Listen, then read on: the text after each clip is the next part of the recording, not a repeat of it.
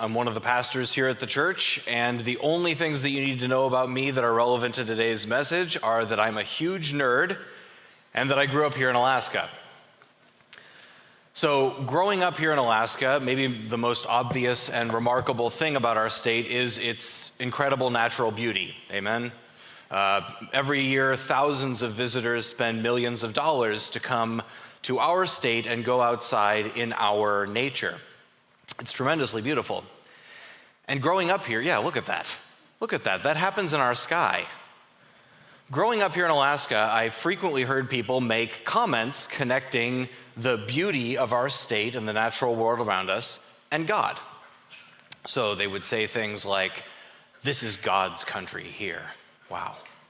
Or, looking at something like the aurora, how could you be an atheist in a place like this? Yeah, you've heard it.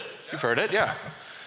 So, if you've ever said something like this yourself, or you've heard it said being here in Alaska, we are hardly the first people to think so. The verse that just popped up, Psalm 19, is in 1000 BC. King David wrote this about the heavens. He said, "The heavens declare the glory of God, and the skies proclaim his handiwork." David saw God in nature, and that is today's topic. Seeing God in nature. We're in a brief sermon series called Seeing God Everywhere. And the idea behind this series is that if the claims of Christianity are true, if an all-powerful, all-good, all-knowing God created and sustains the universe and human history, there should be evidence that that's the case. So for the last several weeks, we've been walking through different areas of... Is this really whining, eh? We've been walking through different areas. Maybe if I step back, I'm too far forward. We've been walking through different areas where we can see God. And so the first week we looked at the scripture and the miracle that document really is. The incredible network of connections between the ideas written by dozens of authors over more than 1,000 years. And last week we looked at seeing God in the course of human history, the way that God has sustained his people in Israel, the unparalleled impact of Jesus. And our topic for today is seeing God in nature, looking at the natural world around us and seeing the indications of God's presence, care, and concern there. So the topic specifically of seeing God in nature relates to the verse that we used in the bumper video. You guys have all seen this bumper video a few times now. And I used the verse Romans 1:20 in the bumper video, where Paul says, "For since the creation of the world, God's invisible qualities, his eternal power and divine nature have been clearly seen, being understood from what has been made, so that we, people, are without excuse."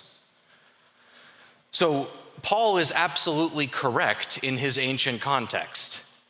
People the world over have always perceived an invisible world, a world of spirit behind our world that is animating or informing or creating our world. This happened in basically every culture. People saw the wondrous things that occur in the world and attributed them to God or gods. So for example, there's a miracle that happens when we put seeds into the ground, right? You put a seed into the ground, it looks like a little dead rock, and then somehow it opens and expands, and it knows where its roots are supposed to go and how to get to the sunshine, and the plants are multiplied, and next year there are many, many, many times as many plants as there were this year. And so ancient people saw this phenomenon, and they said, this must be the work of a god. So the Greeks called her Demeter, the Egyptians went with Osiris, the Celts went with Lugh, the Sumerians went with Tammuz, the Japanese went with Inari-Okami, the Norse went with Freyr, and the Aztecs went with Centeotl. But these are all gods of the harvest that were created from seeing this miraculous thing that in fact does occur when a seed falls into the ground. Seeing God in nature was the entire foundation of the religion of the world when Paul wrote Romans 1, which is why he continues in the text in this way. For although they, the peoples of the earth, knew God, they did not honor him as God or give thanks to him, but they became futile in their thinking, and their foolish hearts were darkened. Claiming to be wise, to understand how the world works, they became fools and exchanged the glory of the immortal God for images resembling mortal man and birds and animals and creeping things. And these images are the images of mortal man that Paul is talking about, the images that we have behind us. Paul's message to the Romans begins by telling them not that their sins can be forgiven, but that they need to stop worshiping nature as God and start worshiping God, the creator of nature. So the difficulty for me in preparing this message has been our worldview is so completely far from theirs. Like in Romans 1, Paul is talking about whether or not there are many gods animating the universe or one God creating the universe. But for a modern person, we look at nature and we don't see a God at all. When we see a seed go into the ground and germinate and root up, we don't think, wow, that must be a God. Because we understand how it works. We know that the genetic code of that seed made it so that it couldn't be any other way. We can manipulate it. We can cause it to germinate in a paper towel. We don't attribute the natural events of our world to God, and someone would be strange today if they did. You know, the Bible talks about God sending all kinds of things in the natural world. That night, God sent a storm upon his people. If we had been there for the exact same events, we would report it as that night there was a storm. Same observation. I mean, you can imagine turning on, Alaska's news source in the evening to check the forecast and having Melissa Fry come on there and say, well, the Lord God has sent snow in May upon his people. We're not entirely sure what he was thinking, but it must have something to do with provision for the animals. We may never know the mind of God. Back to you, Tom. Like that would just, who talks like that? So here's our big question that we're addressing today. Is it reasonable to see God in nature given what we understand from science? Is it reasonable to see God in nature given what we understand from science? So my contention is going to be yes, that it is reasonable, and I'm going to have 3 points. Here's what they will be. I believe it is reasonable to see God in nature because our world is precision engineered for life, because the Bible demonstrates that its author created the world, and because Jesus confirmed God's direct involvement in nature. Those are my 3 points. Now, before we go any further, I need to let you know, I am not going to straw man today. You guys familiar with this term? Far too often, when we talk about the relationship between Christianity and science, I think there is a tendency to straw man, to set up the perspective of science as a weak and pale reflection of what science actually says, so that we can knock it down and laugh at it, right? Well, if I came from a monkey, where's my tail? Yuck, yuck, yuck, yuck, yuck. Ha ha, go God.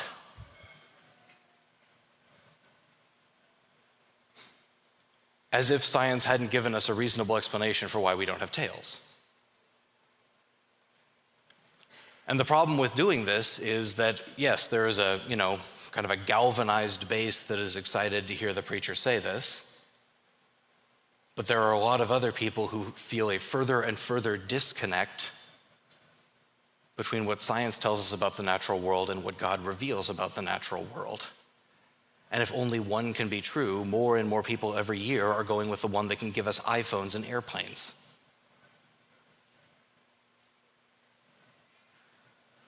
So, disclaimer, from this point forward, I will regard any broadly held scientific consensus to be true. So whether you believe it's true or not, suspend your disbelief for the next 30 minutes, because I will hold any broadly held scientific conclusion to be true. For example, I will consider the universe to be 13.8 billion years old and the Earth to be 3.87 billion years old. And I'm doing that because I can. I don't need to invent alternative facts about the universe to support what the Bible has to say. I can take all of our standard, broadly held scientific conclusions and reconcile them easily with what God reveals in the text of Scripture. So, point number one, it is reasonable for us to see God in nature because our world is precision engineered for life. Now, this might go against what most of us have heard as the teaching of science, but what most of us have heard is not actually teaching of science. It is a philosophy that arises from science. Go back in time to the Middle Ages and our understanding of our universe and our solar system, and the standard textbook in astronomy was Ptolemy's Almagest. And it suggested a geocentric model of the solar system. It has the Earth at the center, and the planets, the sun and moon and stars are arranged in spheres that orbit the Earth. And we had this whole picture of this world that God had created just for us. He made us special in the center, and then he set the lights in the sky, and they all moved around us to mark our seasons. And aren't we very special? And then in the early 16th century, Copernicus showed us that we are not the center of the solar system, that in fact we orbit our star, just like all the other planets orbit their stars. Now that much is scientific fact, but there was an inference that we took from this and other discoveries that we have made that became known as the Copernican Principle. And the Copernican Principle is simply this, that the Earth is not special. That the Earth is not special. We used to think that we were the center of the universe and everything revolved around us, but it doesn't, and we're not.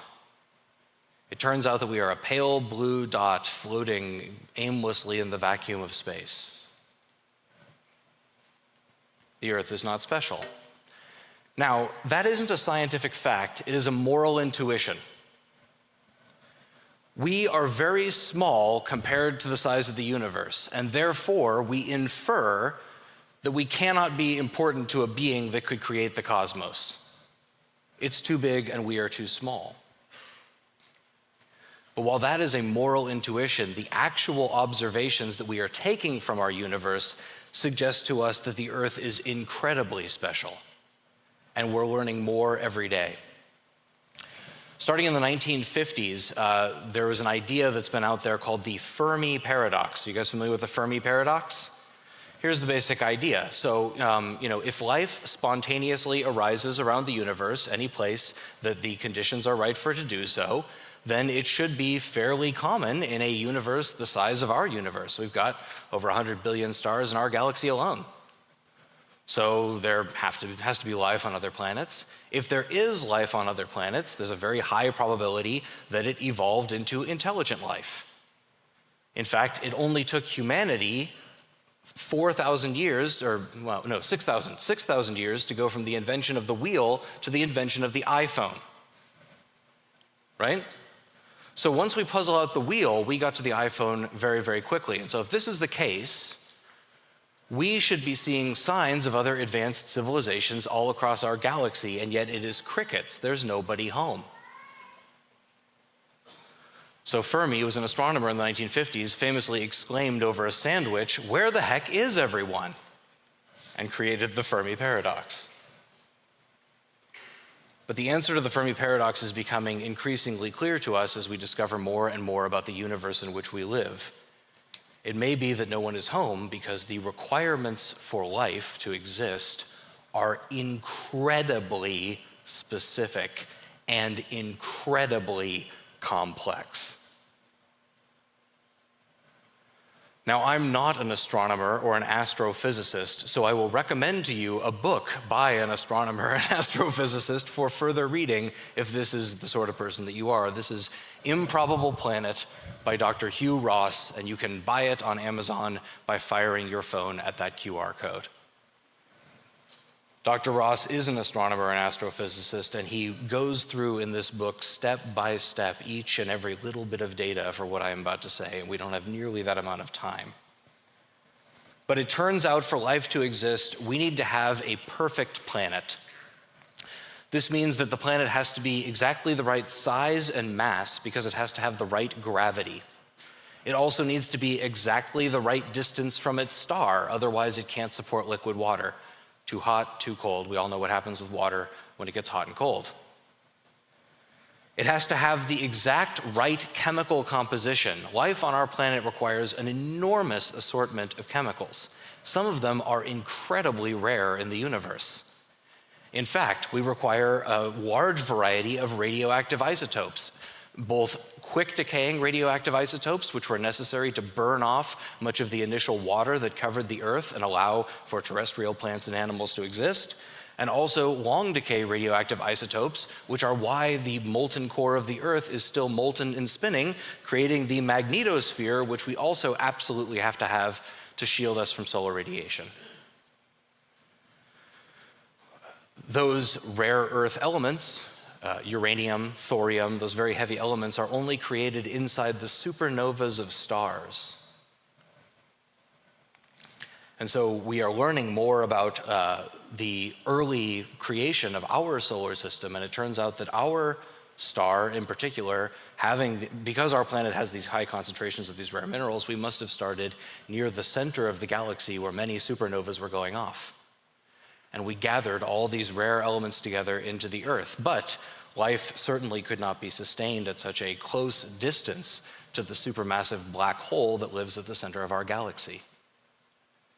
And so our solar system, very fortunately, left the center of the Milky Way galaxy and made a trip. And it didn't make a trip to just anywhere, it made a trip to the perfect place. The only place, in fact, or one of the only places in the galaxy where life could be sustained because of the combination of the gravitational forces of the other stars and, again, the massive amount of radiation being emitted by the supermassive black hole at the center of our galaxy. And it's good that we went on that trip because it turns out that we need a perfect star system, one exactly like the one that we have. Our sun is an exceptional star. We've been looking for a solar twin for almost 100 years and have yet to find one. Our star is the most stable star of its class in terms of brightness that we have ever observed. We need a perfect arrangement of gas giants in our solar system, exactly as we do have in order for our Earth to orbit where it does and have liquid water. With some of the new telescopes that we have, including the James Webb Space Telescope, which is just about my favorite thing that's ever been invented, we are discovering more and more exoplanets, planets that are in other star systems other than our own. And we've discovered over 2,000 small rocky planets similar in size to the Earth. Isn't that cool? Of course, we're looking for an Earth twin because we'd like to move there or be able to move there. But over 95% of the small rocky planets that we find that are like the Earth orbit their stars at a distance closer than Mercury orbits ours. So it's going to be hot. Bring sunscreen. It turns out that the exact and specific arrangement of the gas giants in our star system enable us to orbit at exactly what we call the Goldilocks zone, where we can have liquid water. They also allowed us to have the asteroid belt, which gave many of and the comets that come out of our Oort cloud, which gave all the early water that we needed. I mean, it just goes on and on. Here's one for you. Did you know that we have, of all the places that we can observe in the Milky Way galaxy, we have the best view of any location that could conceivably support life? If we were in any of the other locations in the Milky Way that could conceivably support life, big, bright objects in the sky would obscure our view of the stars. We would not be able to observe the heavens as we do. That turns out to be a pretty rare view that we've got, the best in the galaxy. And it turns out that our galaxy is perfect for us as well. Only a spiral galaxy can support life. And that spiral galaxy has to have a specific rate of star formation. It has to be exactly the right size of galaxy. If it were a slightly bigger galaxy, the black hole at the center would irradiate all life in the galaxy. Too small, and the long co-rotation axis of the two spirals would mean that the heavy elements near the center of the galaxy would never travel to the safe parts of the galaxy, and there would be no life. So I guess my point in all this is that that scroll at the beginning of Star Wars that says a long time ago in a galaxy far, far away, it would need to be a long time ago in very specifically our galaxy, because it may be the only galaxy of the hundreds of billions of galaxies that we can observe that can support intelligent life.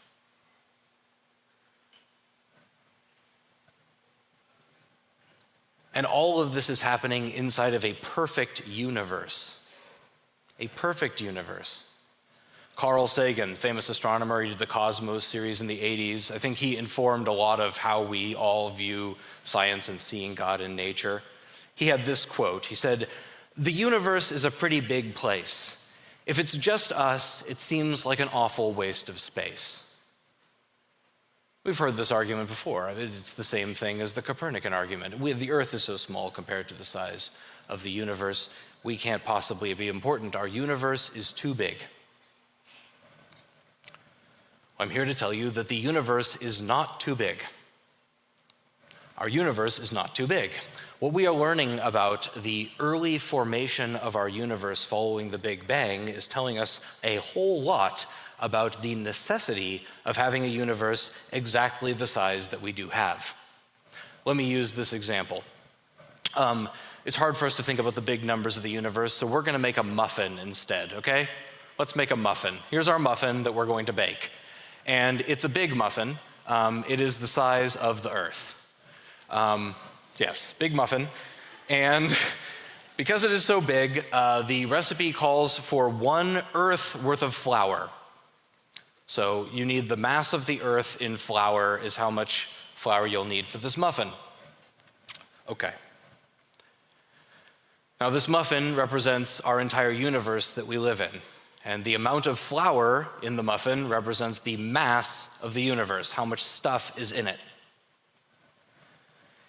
If we were to remove a single grain of flour from this recipe, there would not have been enough gravity in the universe for the first protostars to start their nuclear furnaces. The result of this would be there would be no elements in the entire material universe heavier than helium. There would be hydrogen and there would be helium, and that's what there would be, which would make passing chemistry exams easy, but attending chemistry exams difficult.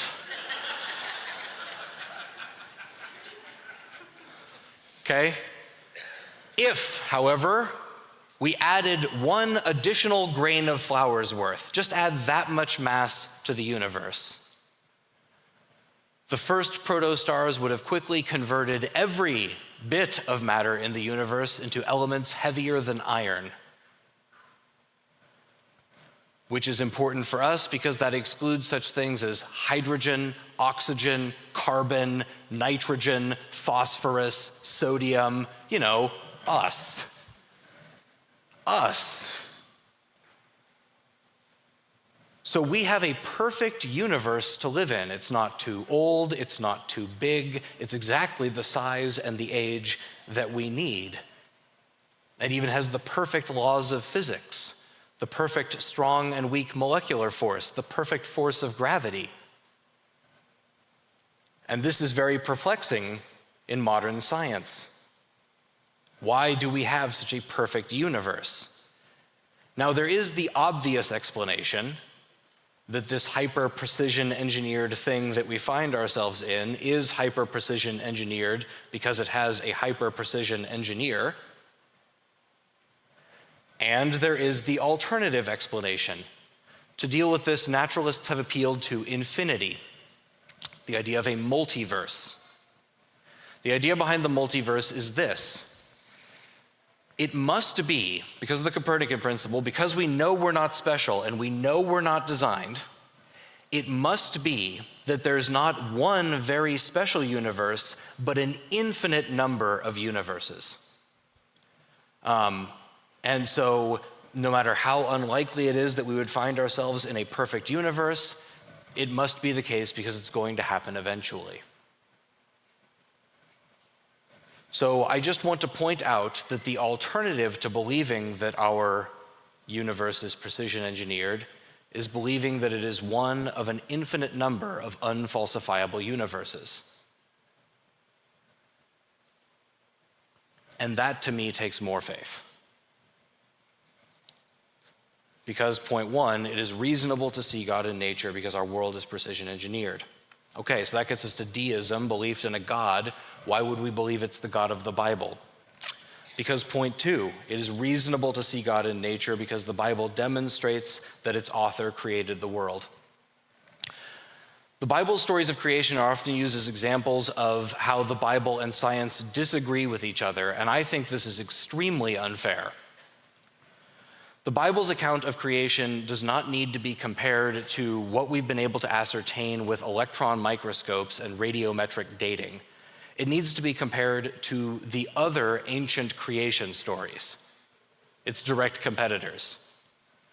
For example, the ancient Egyptians, far more advanced than the Israelites in every conceivable way, believed that the universe was created when chaos goose and chaos gander got together, yes, like the birds, and they laid an egg, and that egg became the sun god Ra. And then the goose became the earth, and the gander became the moon, and the moon orbits the earth because they are in love. Okay? The Greeks, another incredible civilization, believed that the earth, Gaia, sprung up out of nothing and then had a baby, the sky. And then the sky impregnated the earth and gave birth to the Titans, which gave birth to the gods, and then their politicking created the stars. By comparison, the Bible reads like a modern textbook. The most famous verse in the Bible, maybe, is Genesis 1:1. In the beginning, God created the heavens and the earth. Now, 100 years ago, this was considered scientific garbage because we all knew that the universe had no beginning. So God could not have created it. And life had all the time it needed to arise because the universe was of infinite age. And then in 1964, we proved that that wasn't true, and the universe actually did have a beginning. Then in Genesis 1:2, God establishes the frame of reference from which he will tell his creation story. He says, "The earth was without form and void when he began, and darkness was over the face of the deep, and the Spirit of God was hovering over the waters." And then he proceeds to give us a scientifically accurate depiction of exactly what the formation and preparation of the world would have looked like from the perspective of someone hovering over the waters. On day one, God creates light. He calls the light day and the darkness night, right? Creates day and night.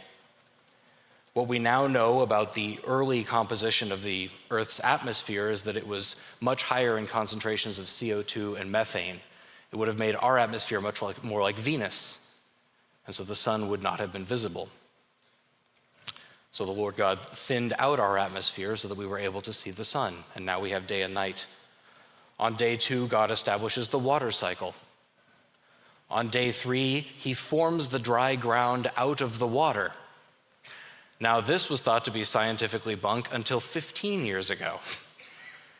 The water cycle says that we can't add or take water away from the planet, really, and so there should be about the same amount of land and water all the time. And just recently, the Harvard Review published this wonderful article.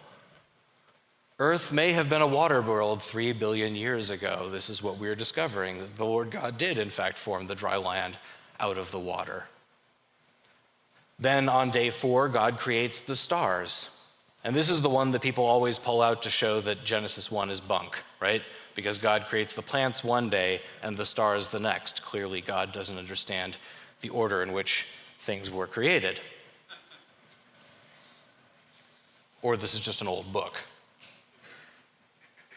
But in fact, we are learning new things again about the origin of the world. If we look specifically at day four, Genesis 1:14, God says why he created the stars or established the stars. He said that there should be lights in the expanse of the heavens to mark the signs of the seasons and the days and years. Turns out, this is Dr. Sarah Horst. Everybody say hi to Sarah. Hi, Sarah. She's a professor of planetary science at Johns Hopkins University, and she published a very interesting article in 2018 called Exploring the Atmosphere of the Neoproterozoic Earth, the Effect of Oxygen on Haze Formation and Composition. So it turns out that oxygen is one of the primary things in our atmosphere that reduces haze and increases visibility. We all know how this works. Some days you can see Denali, other days you can't, right? And, for most of the Earth's history, the oxygen content of our atmosphere was less than 0.1%. And it shot up very suddenly about 580 million years ago. This event would have caused the stars in the sky to suddenly become visible, and it happened less than 50 million years before the Cambrian explosion, when all animal phyla appeared on the Earth, exactly as Genesis testified. On day 5, God creates the animals, and on day 6, he creates the livestock, and finally the humans, and then he stops.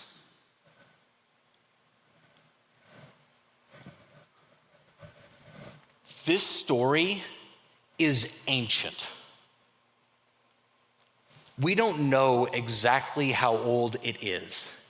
It might be the oldest human story.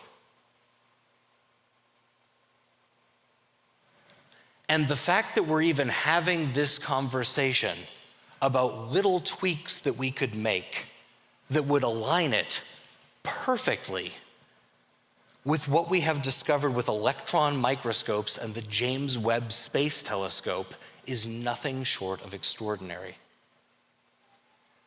The Bible contains over 20 creation accounts, and not once does it suggest that the earth is a goose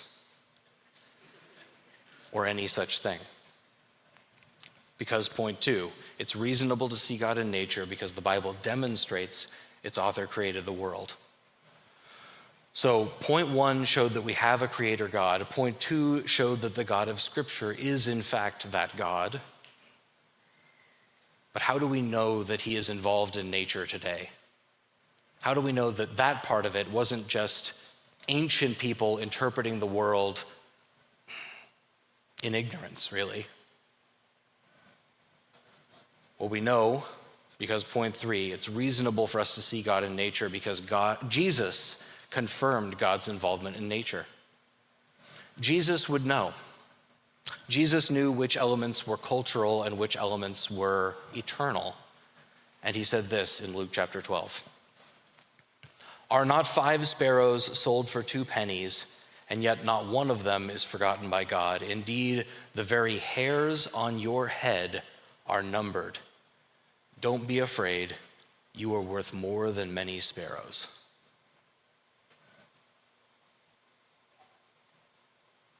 Jesus teaches that God is intimately aware of and involved in the goings-on of the animal kingdom, that never does a sparrow fall in the field, does a raven cry out for food, that the Lord does not hear.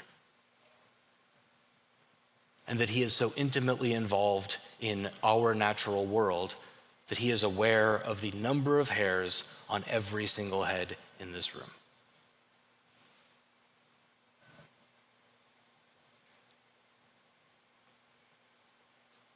Then he would know. So it's time for our pastor's challenge. We need to do pastor's challenge. What are we to do with all this other than look at the pretty pictures? 3 things I have for us for our pastor's challenge. First, believe in God. That's my first pastor's challenge, to believe in God. And I don't mean this just in the religious sense. I mean this in the real sense.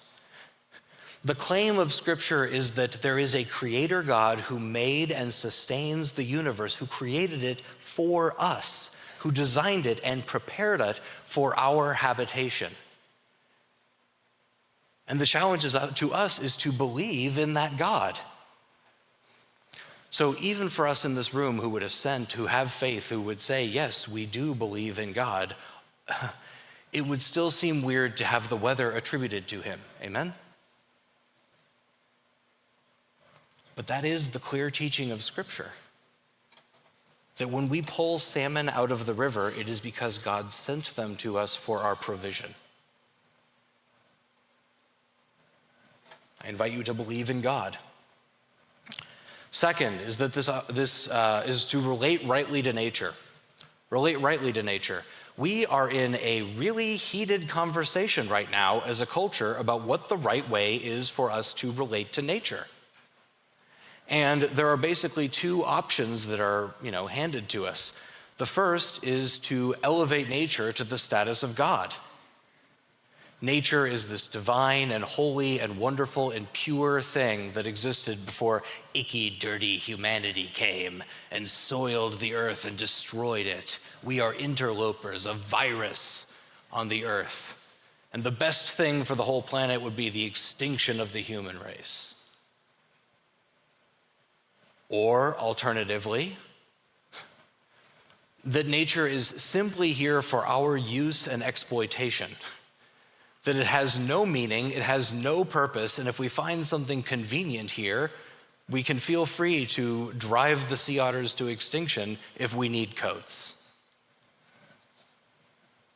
The Bible offers us a third way in relating to nature, that it is neither God, that it is the holy thing and we the unholy, nor that it is meaningless and natural and we can do with it what we please, but rather that it is a created thing made especially for our habitation and administration and given to us as a gift.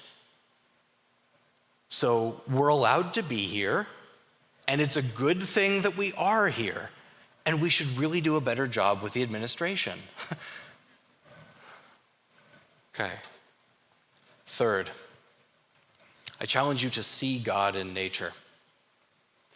For most of not just human history, but the church's history, this has been available to all Christian people. Early church fathers like St. Augustine and St. Gregory talked about God's two books of revelation. We had the book of Scripture and the Librum Naturam, the book of nature. They saw that we could derive theological truth and understanding about God by looking at what he has created in nature. So my third and final challenge to us is to open our minds to that possibility. We have the privilege of living in one of the most beautiful places on the most beautiful planet, in the best place in the galaxy. And I want to invite us to see God in those things and to learn what we can about him. Pray with me. Lord God, thank you for the ways that we can see you in your creation. Thank you for this universe with its stable laws of physics and its flat space. Thank you for our supercluster of galaxies that is perfectly arranged so that we don't accidentally crash into another galaxy. Thank you for the Milky Way and its perfect spiral structure and its perfect mass. And thank you for our solar system and the gas giants that we needed, and our perfect moon, and our tides, and our magnetosphere, and the perfect chemical composition of our planet. It's beautiful and we love it. Help us to learn to see you as the author and creator of nature again. Help us to see your face and teach us what we can know about you and your character and your gospel from the shape of the world around us. Thank you. We love you, and amen.